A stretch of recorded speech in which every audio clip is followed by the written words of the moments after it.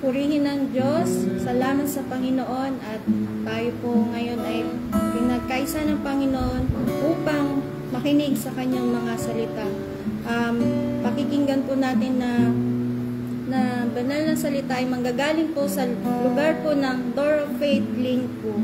At bago po tayo magpanimula ng makinig ng banal na salita mula sa Panginoon, tayo po ay pupuri sa Kanya at awit ng kagandang alalahan.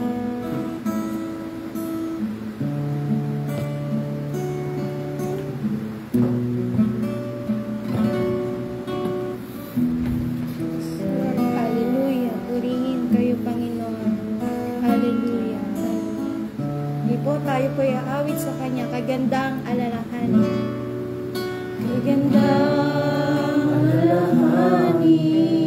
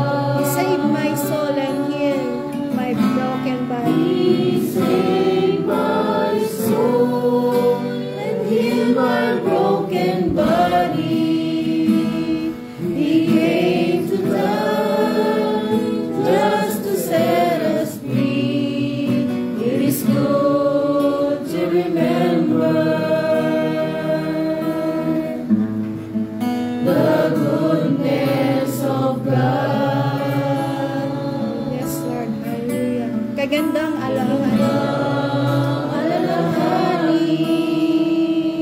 kabutihan ng Diyos, kagandang alalahanin, kabutihan ng Diyos. Pinubos niya aking kaluluwa. Aking kaluluwa, pinagaling aking karamdaman, kagandang alalahanin, kabutihan ng Diyos. Kagandang alalahanin, kagandang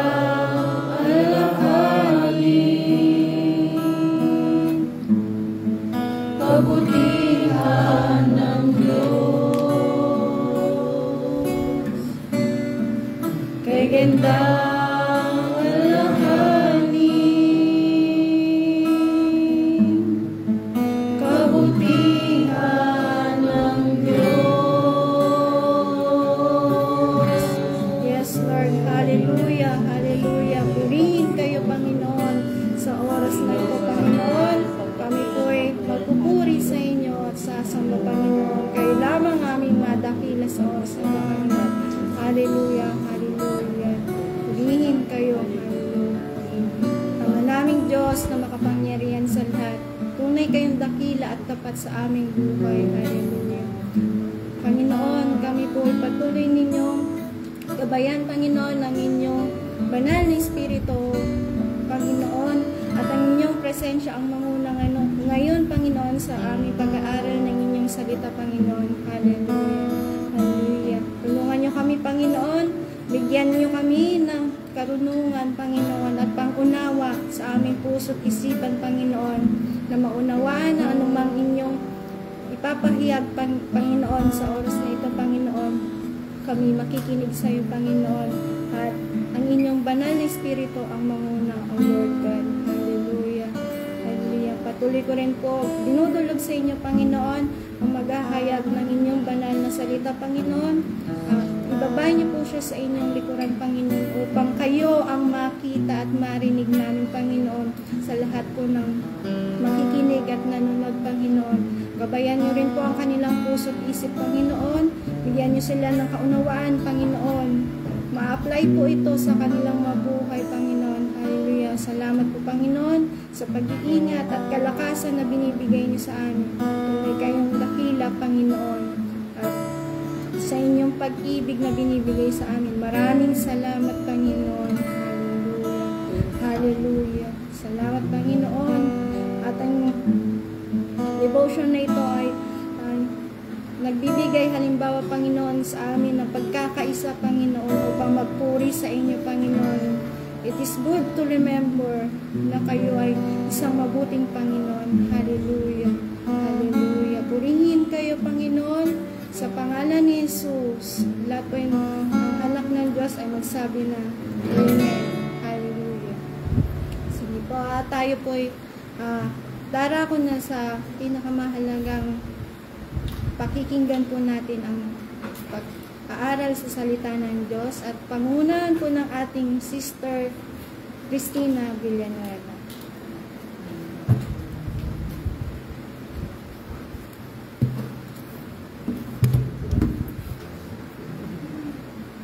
Purihin ng Panginoon, isang mapagpalang umaga po sa bawat isa. Salamat sa Diyos, muli tayo nakadako sa kanyang gawain. At tayo po muna manalangin bago tayo mag-aaral sa tanong Panginoon. Hallelujah. Purihin kayo, Panginoon. Dakilain kayo, Ama. Aming Diyos, tunay at makapangyarihan sa lahat. Pinupuri ka namin, dinadakila. Kayo po ay Diyos, napakabuti sa bawat buhay namin. Hallelujah. Salamat po muli, Panginoon. Tunay nga po, Panginoon, na kay gandang alalahanin ang inyong kabutihan sa bawat buhay namin. Sa mga oras po, Panginoon, muli, Ama, hiniling po namin ang pagkilos po na yung Santo Espiritu sa aming kalagitnaan. Sa patunay po, Panginoon, hiwalay po sa inyo, wala po kami kakayanang magawa ang mabuti, Panginoon. Tanging sa inyo lang, Panginoon, kami umaasa. Kaya, Ama, sa mga oras po, Panginoon, muli, tinatas ko po ang aking buhay sa inyo, abang lingkod. Gabayan niyo po siya, Panginoon. Itago niyo lang po siya, Panginoon, sa inyong likuran. At ang tanging makita, Panginoon, ay yung kalhatian, ay yung kadakilaan, at ang iyong kapangyarihan, at labigit ang iyong pag-ibig. Salamat po, O Diyos, Panginoon, inaangkin na po namin ang tagumpay ng pag-aaral po na iyong salita sa umagang po. Salamat po, O Diyos, na pang pagsamot dalangin pa, salamat sa pangalan ni Jesus. Amen. Sige po, kung meron po tayong mga aklat na kasulatan, samahan niyo po ang magbukas sa unang Pedro, chapter 5, verse 6 to 7.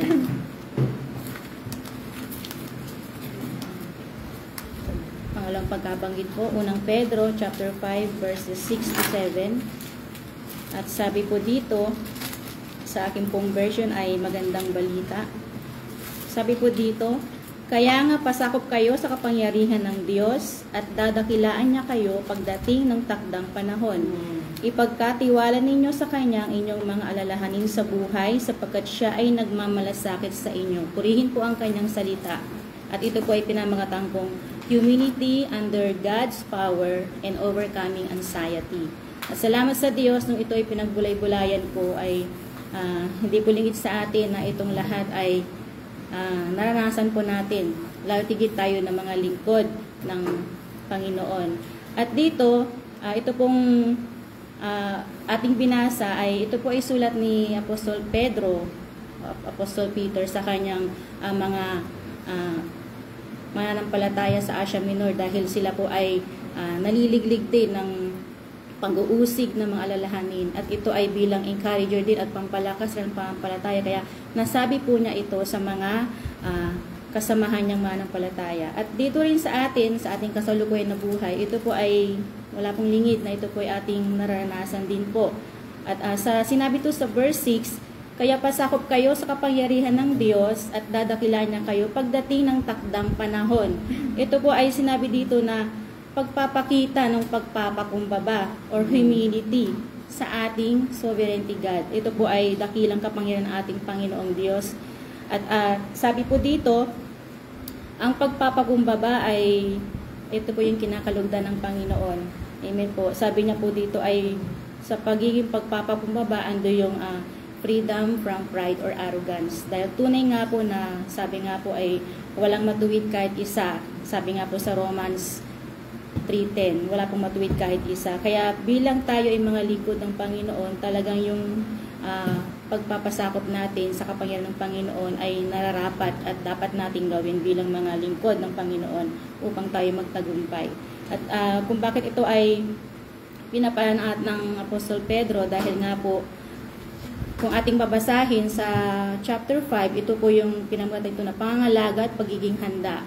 Sabi dito na yung mga mga namumuno sa iglesia o mga matatandang namumuno sa mga iglesia ay itinuturo ito na alagaan mabuti, gawing pinakamainam yung kawan ay pinagkatiwa ng Panginoon ng Diyos sa kanila, at maging din sa pinaka eldest or youngest na mga miyembro ng iglesia ay ganoon din sinasabi na magpasakop sa mga namumuno sa mga manamahala. At tayo, wala pong lingid sa atin, tayo naman ay may mga kanya-kanyang itinalaga ng mga pastor natin, ng mga gampanin, mga gawain, may mga leader, may mga inatasang leader sa bawat gawain. At yun po yung pinapanguna or pinapanang ni Pedro sa atin. At dito sinasabi niya kung bakit magkaroon tayo ng pagpapakumbaba at pusong pagpapakumbaba palagi, dahil nga po kung tatandaan po natin yung nangyari po kay John the Baptist sa John chapter 3 verse 30. Samahan niyo ako magbukas sa John chapter 3 verse 30. Bakit po sinabi ni John doon na sabi niya dapat siyang maitaas at ako na may maibaba. Amen. Dahil po kung ating pong alalahanin yung ginawa ni John the Baptist, siya po yung isinugo ng Diyos para i-prepare yung daanan ng ating Panginoong Hesus. Siya po ay nag-aaral ng seta ng Panginoong Hesus, at yung nga din po gano'n ay nagbabautismo na po siya. Ngunit bakit ito ay sinabi niyang gano'n? Dahil siya rin mismo ay talagang ina-acknowledge niya na talagang ang lahat ay para sa kapurihan ng Panginoon. Siya lang ang mga isinugo. Kaya nga sinabi niyang dapat siyang maitaas at ako na may maibaba, ay talagang ando yung pagpapakita, showing humility, humbleness sa ating Diyos. Kaya nga po tayo din, kung si John the Baptist nga nasabi niya yon, bilang tayo mga lingkod ng Panginoon, wag nating sasabihin or sasabihin natin deserve ko to, di ba? Parang napakaano naman yun. Kaya wag nawa na talagang magtanim sa puso natin gano'n na ang lahat ng ating ginagawa ay niloob ng Panginoon para sa kanyang ikapupuri. Amen po. Kaya nga po si John the Baptist dito ay inacknowledge niya ang ng Diyos, at ang si Jesus ay talagang siya yung sovereignty sa kanya sa buhay ng bawat isa, at inacknowledge din niya talaga na hindi siya yung nagpasimula ng gawain doon or sinugo lang siya ng Diyos. Kaya nga po nung nalaman ng kanyang mga alagad at ng isang Hudyo na nagtatalo sila doon sa scene na yun, kung atras po tayo, ay sinabi niya na naalala po ba yung binaptize mo na ngayon ay nangala rin siya at nagbabautismo. Anong sabi ni John? Praise the Lord. Kasi nga po, ibig sabihin, andun yung kagalakan niya na yung ministry ng Panginoon nag-expand na, nag-yield na. At naway sa atin din sa ating mga buhay bilang mga lingkod ng Panginoon, alam natin na may mga minsan, mga kapatid natin nanghihina. Kung kaya nating gawin yung kanyang dapat nagampani at siya nanghihina, praise the Lord, wag nating sabihin na parang ay bakit ganon, di ba? Nagtatanong tayo. Sana yung wag ganon, kundi maging mabuti tayo na iisang hamitihiin natin talaga na mag-yield yung mission natin na maipakalat or mag-yield pa yung gawain ng Panginoon. Kaya nga dito, nung sinabi ni John na dapat siyang maitaas at ako ay maibaba, yun ang naibigay niya or na-show niya sa Panginoon na showing humility and humbleness, na lahat na ano meron tayo dito ay yun ay niloob ng Panginoon. Kahit ako na lingkod nyo ngayon, abang lingkod nyo na nasa harapan ay sinasabi ko, ba't ako? Kasi ang dami pong magagaling. Dahil po talaga. Pero sabi ko nga din, masasagot ko yung sinabi ni John dito sa John chapter 3 verse 27, na sinabi niya po, sumagot si Juan, walang sino mang tatanggap ng anuman malibang ito'y pagkaloob sa kanya ng Diyos. At nung ito'y nagpipray po ako, kasi nga po ay sabi ko, Lord, sabi kong ganun, hindi naman po ako masyado pang ganun karunong, pero sabi ko, Lord, kung kalooban nyo, wala akong magagawa kundi magpasakop sa iyong kapangyarihan.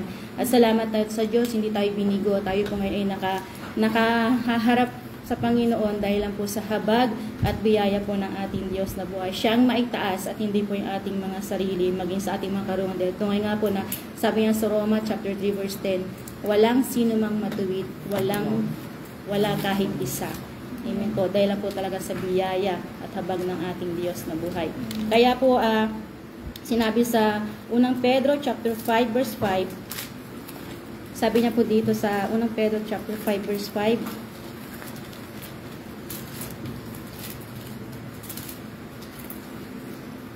sabi niya po dito, at kayo namang mga kabataan, pasakop kayo sa matatandang pinuno ng iglesia, at kayong lahat ay magpakumbaba sapagkat sinasalungat ng Diyos ang mapagmataas, ngunit pinagpapalay niya ang mababang loob. Hindi lang ito sa mga eldest na membro ng iglesia, kundi lahat, kasama doon ang mga pinakapinuno din, na ando yung pagpapakumbaba palagi.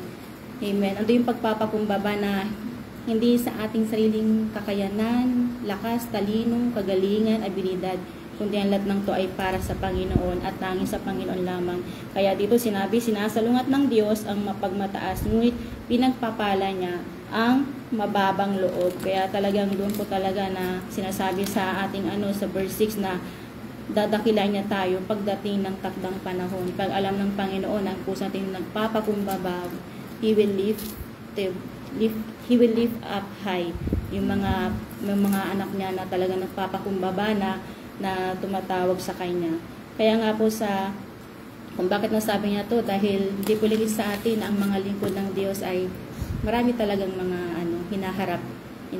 Lalo tulad ngayon na tayo mga Kristiyano na ang dami ating mga concern na sa ating paligid, sa ating family, maging sa ating bansa na ginagalawan. Ngunit ang mga to ay hindi natin kaya. Hindi po natin talaga kaya kung ating sariling karunungan lang. Kaya nga sinabi sa verse 7 dito na sinabi niya, ipagkatiwala ninyo sa Kanya ang inyong mga alalahanin sa buhay sapagkat Siya ay nagmamalasakit sa inyo. Madali lang po itong basahin, pero nung ito ay binulay ko sa Amplified version, napaka talaga yung kanyang yung version niya. Sa English po sabi niya, casting all your cares, all your anxieties, all your worries and all your concerns once and for all on Him, for He cares about you with deepest affection and watches over you very carefully. Kaya sabi dito, lahat ng ating mga malasakit, lahat ng ating mga pagkabalisa, lahat ng ating mga alalahanin o lahat ng ating inaalala, lahat ng yung sabi niya, once and for all on Him. Ibig sabihin, once and for all, minsan pa at finally and permanently na ibigay natin sa Panginoon yung lahat ng iyon dahil siya yung nagmamalasakit ng higit sa atin. At sabi nga po dito, yung sinabi niyang yung deepest affection nung ako'y nag-aral, sabi niya dito, including inward parts. So ibig sabihin dito, pag inward parts, yung mga natin, mga belly man yan, colon, di ba pag kinwrench siya or parang pinuli siya or parang talagang piniga siya, diba masakit siya. Kaya sa ating Diyos, ganun din po, pag tayo ay naranasan yung mga ganito na pagkabalisa, anxiety. Alam niyo po ba na unang naapektuhan din, nasasaktan din ng ating Diyos. Dahil nga po ganun kalalim yung pag-ibig niya po sa atin at ganun kalalim yung kanyang pag-care po sa atin. Kaya napakahalaga po talaga na ang ating gagawin talaga is we must submit to the authority of our life, which is the Lord Jesus Christ. Kaya nga dito sabi niya, yung sinasabing, and watches over you, sabi niya, very carefully. Kaya nga, yung lagi nang nakatingin sa atin na tinitingnan tayo kung paano tayo mamuhay. Yung talagang nag-show siya ng caring, ng protection, ng ensuring na tayo ay safe sa lahat ng bagay. Sabi nga, well-being. Kaya nga po dito ay talagang, sabi nga sa kanta, is good to remember na talagang napakalalim po ng pag-ibig ng ating Diyos Ama sa atin. Na ganoon na lamang ang sinabi, kung baka sinabi, ipagkatiwala po natin ang lahat ng ating mga pagkabalisa, mga alalahanin. Dahil tunay nga po, pag tayo nag-stay doon sa ating pagkabalisa, lahat naman po tayo nakaranas doon. Hindi na po tayo nakahagawa ng maayos. Hindi na po tayo nakahagawa. Pati yung kaligayan natin, nananakaw na. Dahil nga po sinasabi, pag yung anxiety o pagkabalisa ay nananangan sa atin, nagpo-form siya ng fear or takot. At yung takot na yun, pag yun ay talagang nabulag na sa puso natin, doon na umatake po si Satanas, si Taning. Kaya nga po sinabi niya sa unang Pedro chapter 5 verse 8 to 9, sabi niya po dito sa unang Pedro chapter 5 verse 8 to 9, maging handa kayo at magbantay, ang dyablo, ang kaaway ninyo, ay parang liyong umuungal at aali-aligid na naghahanap ng malalapa. At tunay po yun, pag nakita niya ang kanyang binabantayan o lingkod ng Panginoon ay nung naghahari yung takot, doon na po yun talaga na makakalapa or makakatake ang kalaban sa atin. Kaya nga po, wag nating hayaan na maghari yung takot. Ano mang pagkabalisa, sabi niya, ipagkatiwati sa Panginoon. Ibig sabihin, we must submit to the authority of the power of our God. Kaya nga po, tunay po talaga. Kasi ang fear nga po ay yun ang nagbubulag sa puso natin na hindi tayo nakakagawa ng maayos. Kahit mapuri sa Panginoon, magyang kagalakan natin, nawawala, nananakaw. Dahil nga po doon, para din po siyang multo. Ibig po, kasi minsan, sinabi pag may multo sa kusina, di po ba? Kahit sabihin wala yun. Pero mag-isa ka na lang doon, naghuhugas. Alam mo yung mata mo, pag gilid-gilid, tumitingin ka talaga kung may multo. At ganun din po sa fear na inaalok ng kalaban. Huwag po tayong matakot. Kundi talagang labanan natin siya. Sabi nga doon sa Mateo 6:27,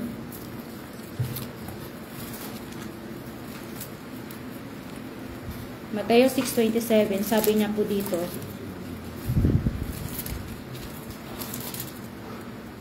sabi po sa Mateo chapter 6 verse 27, sino sa inyo ang makakapagpahaba ng kanyang buhay ng kahit isang oras sa pamamagitan ng kanyang pagkabalisa? At tunay naman po talaga, amen po. Kasi pag tayo ay naghari ng pagkakabalisa, wala na po talaga tayo nagawa ng buong maghapon, kundi doon lang tayo naka-stay sa isang area na yun na, di ba, ang dami tayong iniisip, di po ba? At sabi pa nga niya sa James chapter 4 verse 7,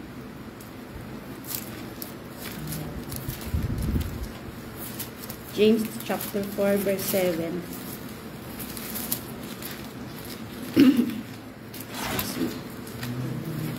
Sabi po dito, kaya pasakop kayo sa Diyos, labanan ninyo ang dyablo at lalayuan niya kayo. Amen. Yun po talaga, showing submission to God. Kaya tunay po talaga na wala tayong ibang gagawin habang tayo ay naatake ng anxiety or mga pagkabalisa, mga alalahanin. Patuloy tayo na mag-submit sa Panginoon. Siya yung authority ng ating mga buhay. Kaya pupurihin ng Panginoon sa kanyang salita. Sabi pa nga niya sa Isaiah sa awit po, mga awit 55 verse 22.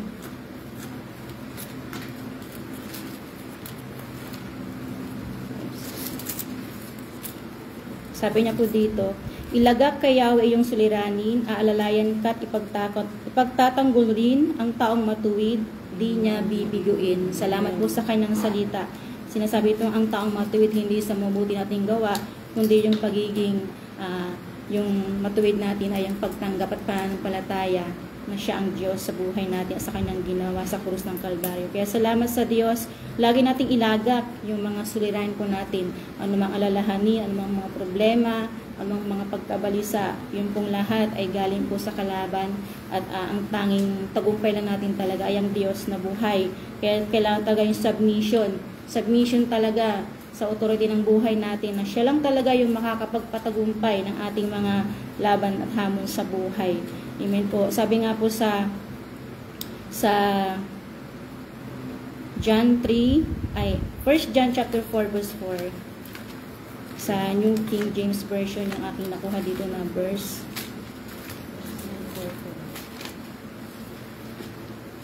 1 John chapter 4 verse 4, sabi niya po, "You are of God, little children, and have overcome them, because he who is in you is greater than he who is in the world." Amen. Salamat sa Panginoon dahil tunay po talaga na ang bawat pagkabalisa, takot ay lahat po yan ay gawain ng makamundo, ng sanlibutan, gawain ng ating kalaban, ng Satanas.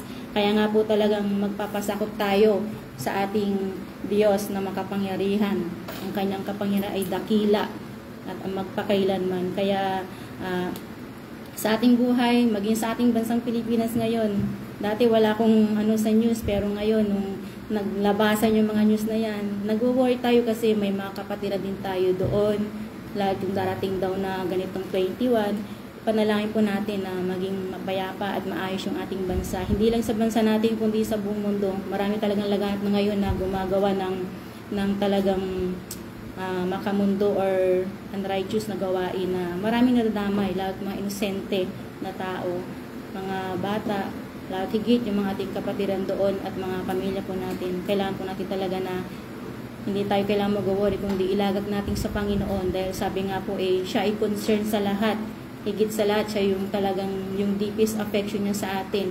Na pag tayo ay nababalisa, andun yung napipigati rin ating Panginoon na, alam mo po, bilang parang magulang din na, sabi nga palagi na pag ang anak mo may sakit, pwede na nga lang ako may sakit ng anak mo, wag lang mag-suffer anak mo ng anumang sakit, ng anumang dinaramdam, di po ba? At ganun din ang Diyos, higit pa doon.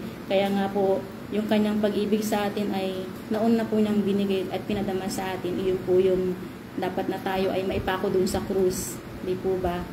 Hinarang niya tayo sa kanyang katawan, sa pamamagitan ng kanyang bugtong na anak para siya'y maparusahan at tayo ay talagang maging safe at magkaroon ng buhay na walang hanggan. Kaya salamat sa deepest affection na yun ng ating Diyos na buhay. Salamat sa kanyang bugtong na anak na patuloy na ito yung ginagawa natin palagi, nagbubulay, nag-aaral, nagpapaalala, na tunay nga po na ang pagpapakumbaba ay napakalaking kaluguran talaga sa Panginoon. Napakalaking kaluguran po yun sa Panginoon na maibigay natin bilang mga anak ng Diyos. At salamat sa Diyos sa bilang pagwawakas po sa Roma chapter 8 verse 38 to 9.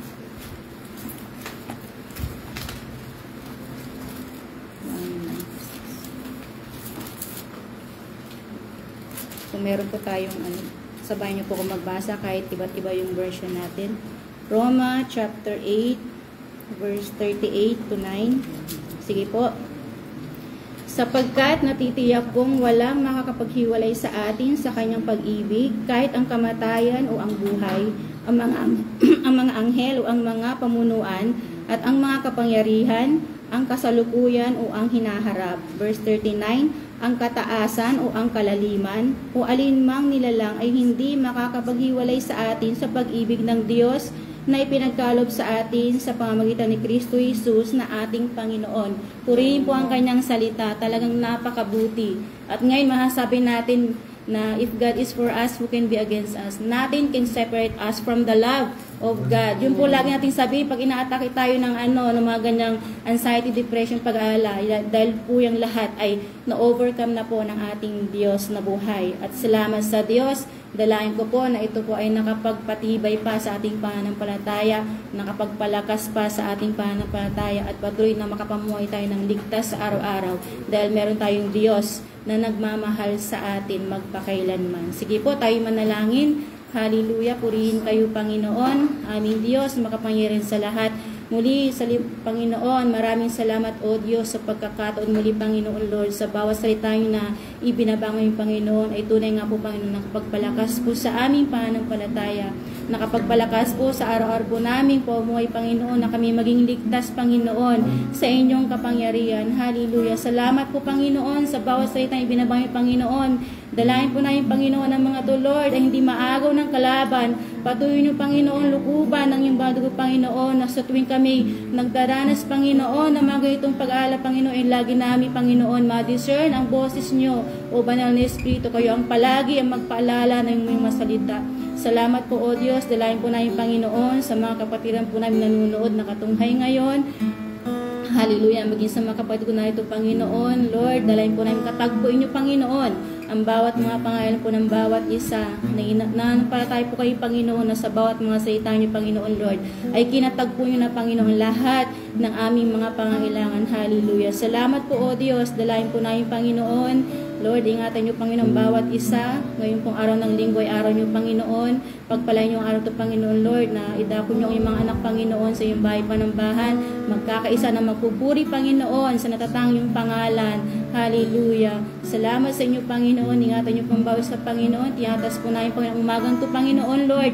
Kayo ang manguna. Samahan niyo kayo, Panginoon, sa aming gagawin at mga gawain para sa iyo, tanging sa inyo lang, Panginoon. Ang pagluko palagi ng iyong banal dugo, Panginoon, siyang aming inaasahan, at lalong higit, Panginoon, ang boses ng iyong banal Espiritu, ang siyang naming nais na marinig, na magpapaalala, mag-i-encourage, magiging kalakasan po namin sa araw-araw. Salamat po, O Diyos, tunay po, Lord, na kagandang alalahanin ang kabutihan niyo sa bawat buhay namin. Hallelujah. Panginoon, patuloy niyong bigyan ng puso namin ng pagpapakumbaba, na tunay nga po, Panginoon, Lord, ang lahat ng meron kami ay tanging sa inyo lang nagmumula, Panginoon. Maging sa mga gawain po namin, Lord, ay hindi po namin ito magagawa ng tagumpay kung wala po ang pagsama niyo at ang pag-iingat niyo. Salamat po, O Diyos. Ingatan niyo pang bawat isa. Maging gawa ito, pagpalaan niyo, Panginoon, na marami pa, Panginoon, Lord, na mga salitang maririnig, Panginoon, at magpapalakas po sa amin. Maging sa mga makikinig pa na yung mga salitang ito, Panginoon, ng live video ito, Panginoon. Kayo po ang patuloy na mangusap sa kanilang kaisipan, sa kanilang puso. Salamat, O Diyos. Inaangkin na po namin ang tagumpay ng araw na to sa inyong gawain, tanging sa inyong gawain na. Hallelujah. Purihin kayo, Panginoon. Ito po ang aming pagsamot, dalangin pa, salamat sa pangalan ng Ama, ng Anak, at ng Banal na Espiritu. Amen. Amen. Purihin po ang Diyos. Sa Diyos po ang papuri.